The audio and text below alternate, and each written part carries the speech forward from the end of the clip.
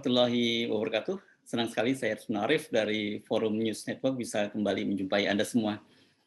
Ternyata yang takut menyampaikan kritik kepada pemerintah itu bukan hanya kita ini, orang-orang kebanyakan tuh. Mantan Wakil Presiden Yusuf Kala ini juga menyatakan dia takut melakukan kritik terhadap Presiden Jokowi. Memang JK tidak eksplisit menyatakan takut. Hanya saja dalam sebuah forum yang digelar oleh fraksi Partai Keadilan Sejahtera, Yusuf Kala mempertanyakan bagaimana caranya bisa mengkritik pemerintah tapi tidak dilaporkan kepada polisi. Ini tentu saja pertanyaan serius. Kalau orang sekelas Yusuf Kala yang pernah menjadi wakil presiden Jokowi dan juga pernah menjadi wakil presiden dengan pada waktu berpasangan dengan SBY saja mempertanyakan bagaimana caranya bisa mengkritik pemerintah tetapi tidak dilaporkan pada polisi. Ini tentu saja kaitannya dengan pernyataan Presiden beberapa hari yang lalu yang meminta agar masyarakat itu lebih aktif menyampaikan kritik dan masukan kepada pemerintah. Dan permintaan ini kelihatannya bukan main-main karena diperkuat oleh Menteri Sekretaris Kabinet Pramono Anung. Bahkan seperti kita ketahui kan Pramono minta agar kritik yang sangat pedas. Ini jadi nggak main-main, ini soal serius. Tapi masalahnya kemudian di masyarakat muncul kekhawatiran bahwa ini tidak bisa diartikan secara letterlek bahwa pemerintah minta dikritik. Mereka khawatir jangan-jangan ini merupakan semacam jebakan Batman ini. Jadi orang diminta ngeritik dan kemudian setelah menyampaikan kritik kemudian dilaporkan pada polisi dan ditahan.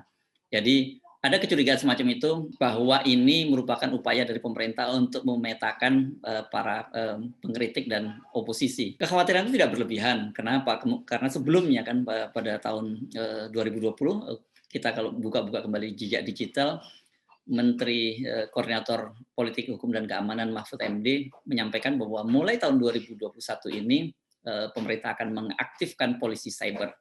Jadi katanya pada waktu itu Mahfud MD menyatakan bahwa kalau ada laporan orang yang sampai mengancam pejabat pemerintah atau menjelek-jelekan pejabat pemerintah itu dalam waktu berapa jam saja sudah bisa ditangkap oleh polisi cyber ini. Kekhawatiran semacam itu tidak berlebihan. Mengapa? Karena baru saja kan kita tahu penyidik senior dari Komisi Pemberantasan Korupsi Novel Baswedan misalnya dilaporkan oleh sebuah ormas karena dianggap melakukan provokasi dan menyebarkan kabar bohong. Ya ini berkaitan dengan meninggalnya Ustadz Maher Al-Tuwailibi di tahanan Polri.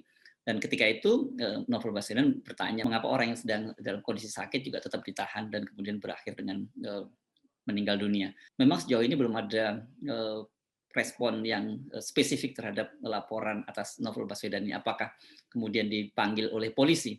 Sebab kalau sampai kemudian Novel dipanggil oleh polisi hanya karena pertanyaannya tentang kematian dari Ustadz Maher, ini kan dikhawatirkan apa yang diharapkan oleh Presiden itu tidak sesuai dengan kenyataan.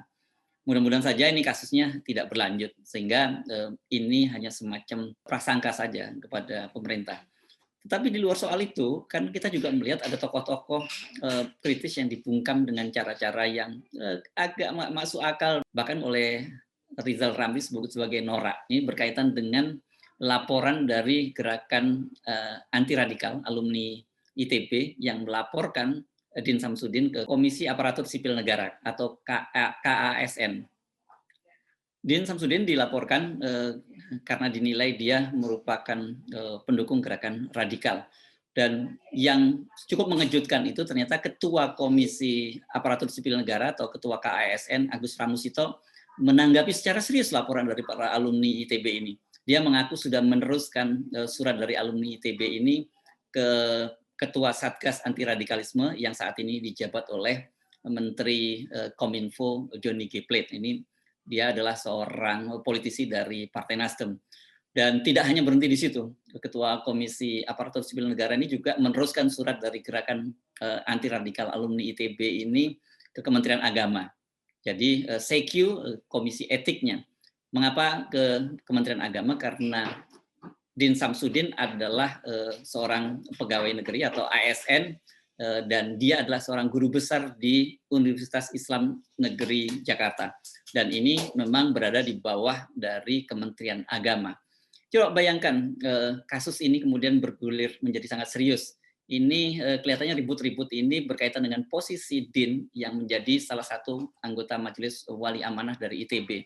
Dan pada waktu itu, Din didesak untuk mundur karena dianggap dia, termasuk orang yang radikal.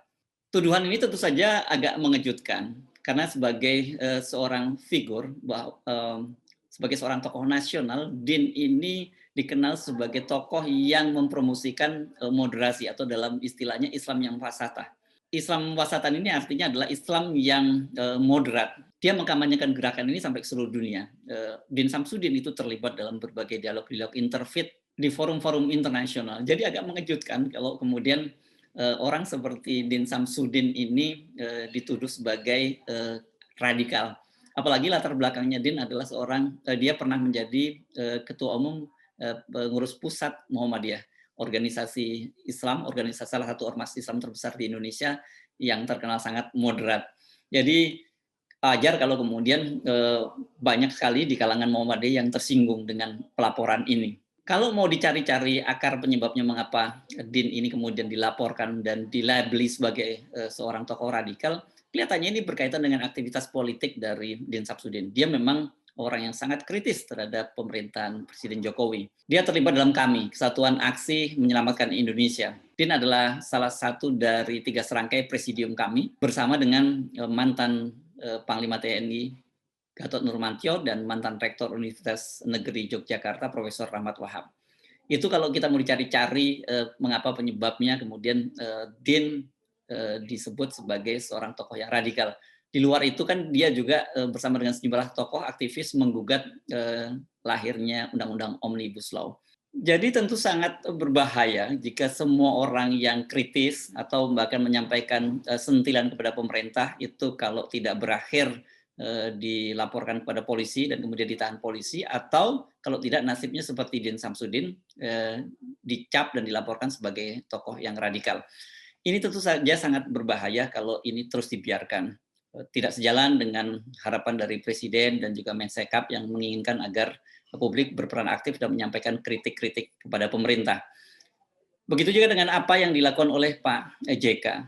Sekali lagi coba bayangkan, ada seorang tokoh sekelas Yusuf Kala yang pernah menjadi wakil presiden dari Jokowi. Jangan-jangan, cukup beralasan kalau Yusuf Kala juga sangat khawatir karena selama ini dia memang berapa kali kedapatan berseberangan dengan Presiden Jokowi. Misalnya saja ketika rame-rame pada waktu, Habib Rizik ditahan di Polda Metro Jaya karena tudingan, dia melanggar protokol kesehatan. Yusuf Kala menyatakan bahwa orang seperti, Habib Rizik itu adalah orang yang sangat, taat hukum. Dia sangat mengenal Habib Rizik karena pada waktu dia menjadi wakil presiden, tahun 2008 itu, dia mendampingi Presiden SBY.